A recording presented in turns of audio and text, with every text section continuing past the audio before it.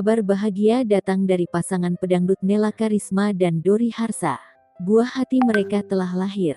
Dori Harsa bersyukur atas kelahiran anak pertamanya dengan tulis doa menyentuh untuk sang buah hati.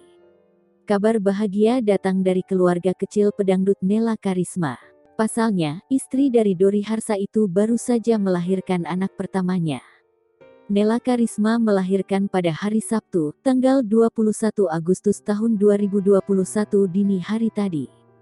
Dia melahirkan secara normal pada pukul 0.40 dini hari di RSJIH Solo.